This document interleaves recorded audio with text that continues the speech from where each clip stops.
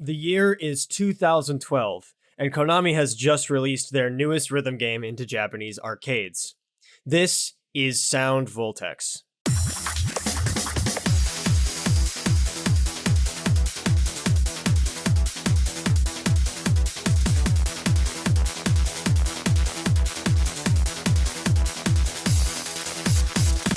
Sound Voltex is a rhythm game produced by Konami's Bimani Games division, up to this point in time responsible for classic rhythm games like Beatmania and Beatmania 2DX, Poppin' Music, and of course DDR.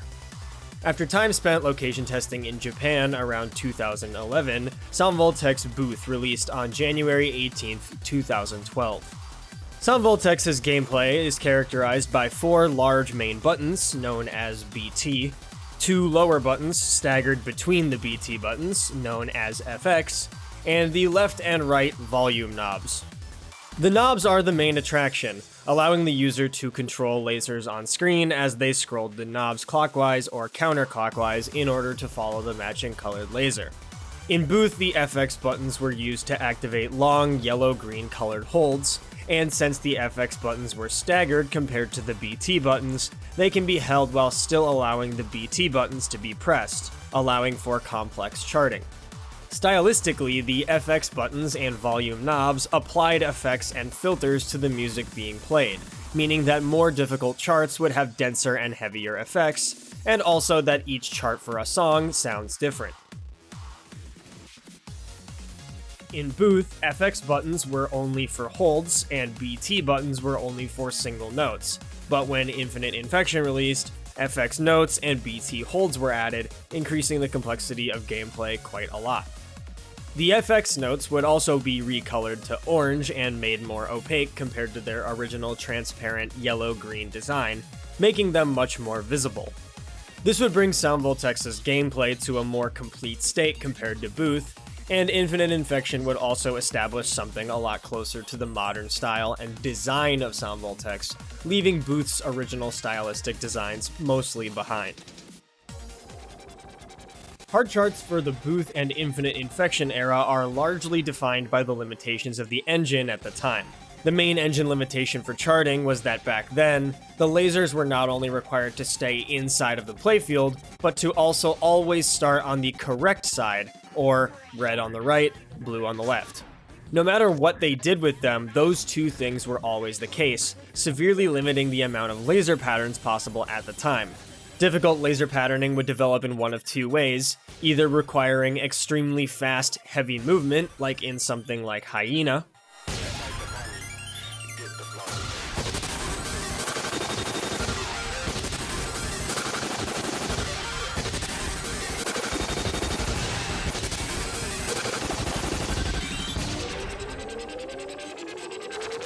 or it would rely on visual tricks with the commonly popular Fukase trap, where 2 lasers collide, appearing to cross over, but instead returning to their original side.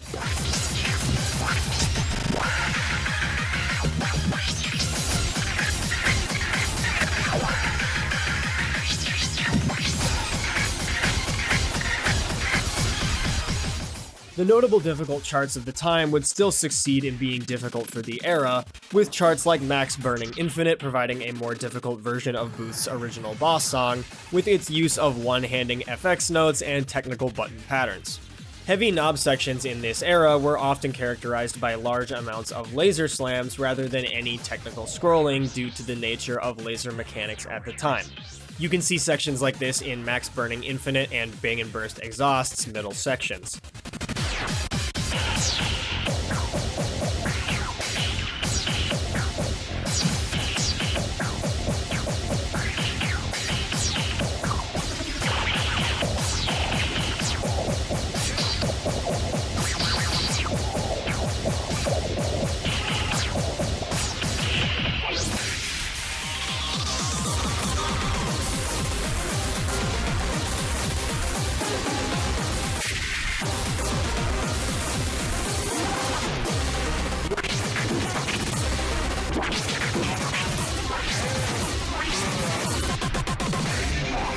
However, there were some higher end charts that were more technical with their lasers as well.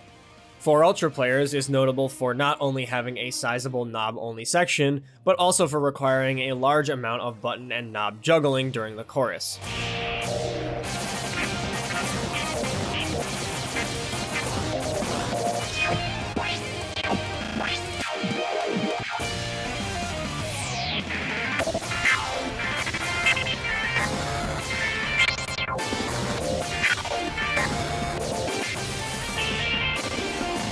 There's also the infamous Booths of Fighters exhaust, forcing players to deal with awkward technical patterns in a build-up to a brutal chord stream section.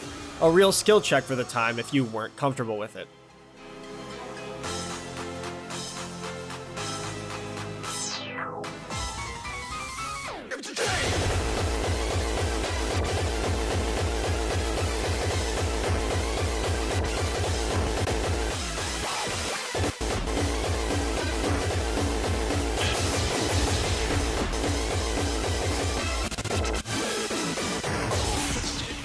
Looking back on it now, it's easy to see that they were starting to reach the limitations of what was possible with the current engine. Luckily, players wouldn't have to wait long until the next era of Sound Voltex was upon them.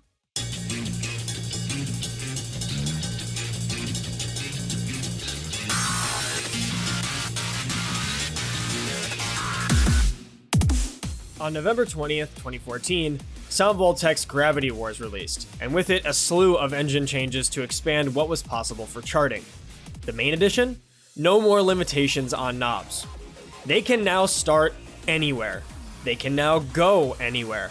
They can even go outside the playfield, opening possibilities for knobs like never seen before, as demonstrated in Firestorm, one of the game's most well-known knob charts.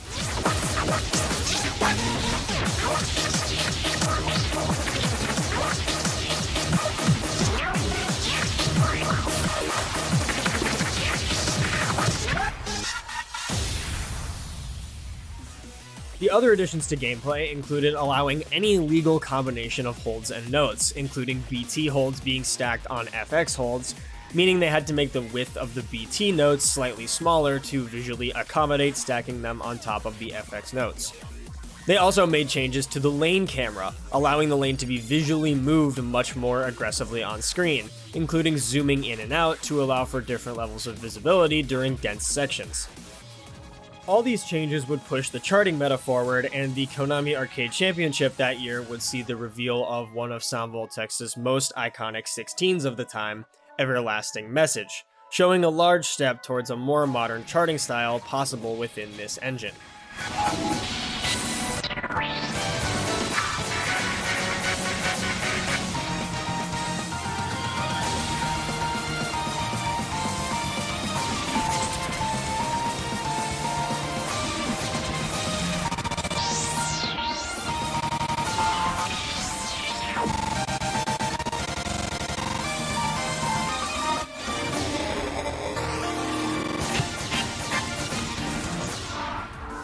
With all that said, it was the lead up to the 5th KAC and the 5th KAC itself that would bring upon Sound Voltex the full step into the modern era of the game, all centered around a certain boss song revealed at the finals.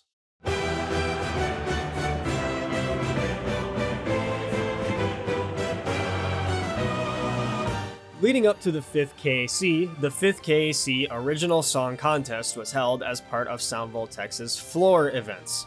Floor is the umbrella term for original song contests held for Sound Voltex, and leading up to every KAC, an original song contest is held. The grand prize winning song is presented as the final reveal song, and the two finalists must sight read the new chart to decide the winner.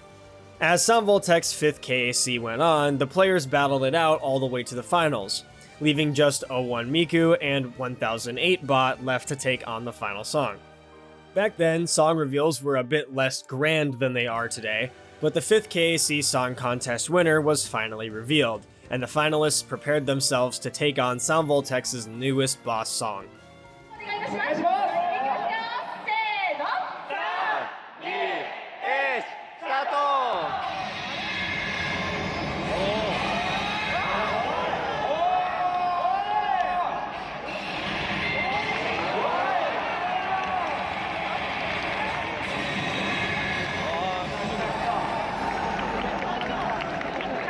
있잖아요, 저희는.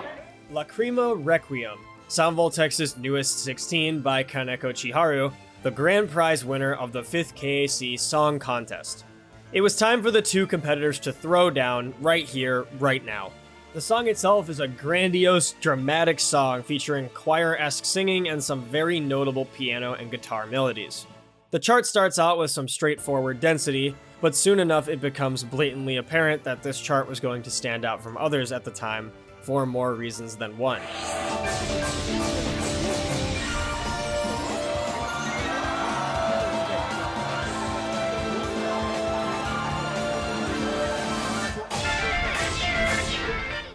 Pretty early on in the chart is what most players seem to agree is the most difficult part of the entire thing, even to this day.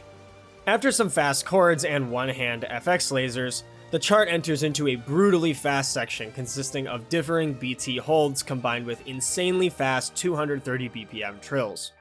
It's a very tough section and can drain your meter heavily if you're having trouble transitioning between BT holds while keeping the stream going. You can see during the match that both players lose a lot of meter in this section. The players are given a short break before hitting a super fast alternating trill, and the background changes to Grace, and also covers the scores in the process, adding to the tension of the final song. A more straightforward section leads the players into the song's chorus, where the game would surprise the competitors one more time with a new, never-before-seen engine feature.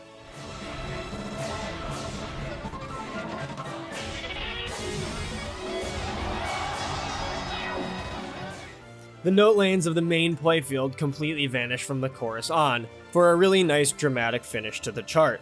The patterns amp up a bit here, hitting players with some chord/FX stream and a strange looking laser pattern. It leads into an FX BT stream that assaults the players, a pattern that would become much more common in the future, before heading into the finale. Another laser BT section hits the players before the song's final dense section of notes hits, ending with some chords and finally a double hold BT trill.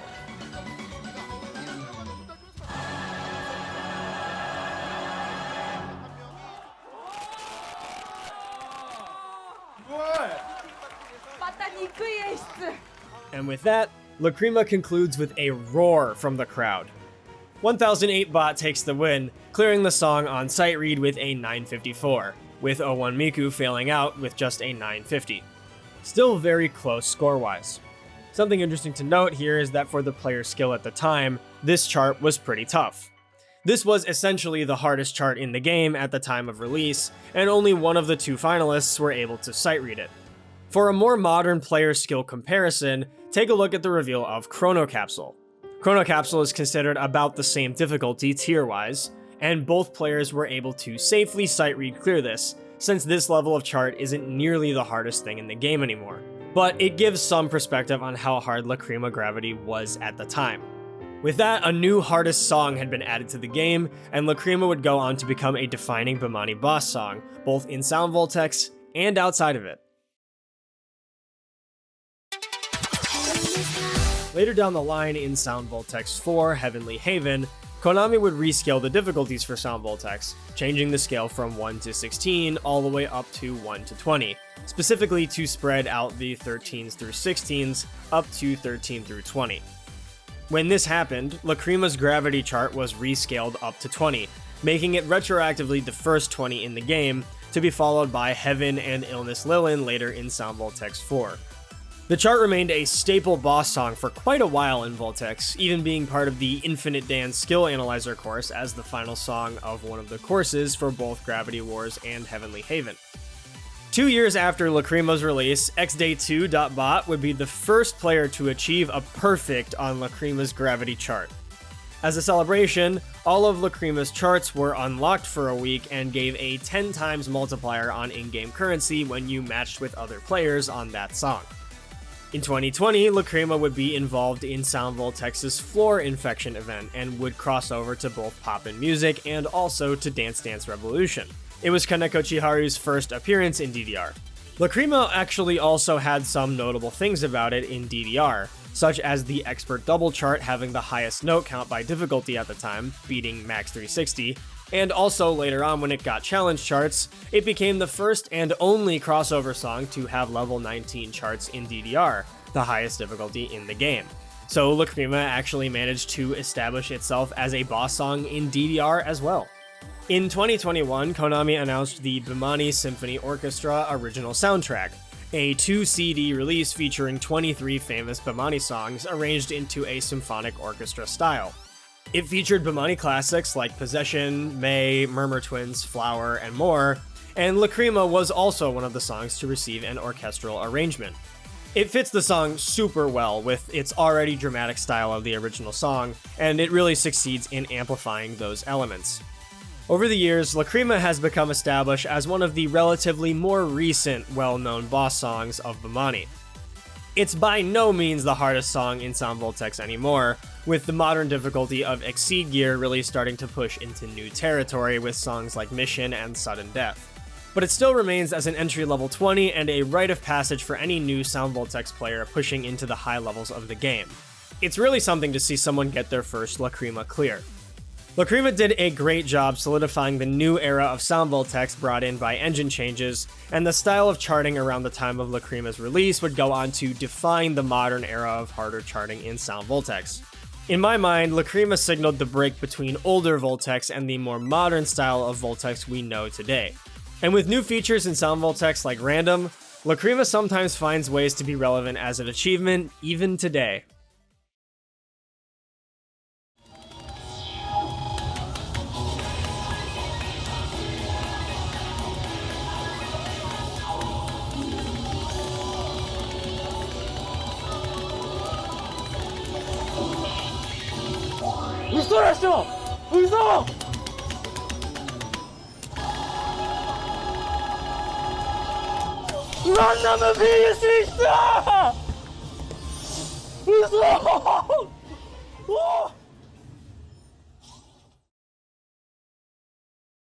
Thanks for watching, and thanks so much to my supporters on Patreon for being patient.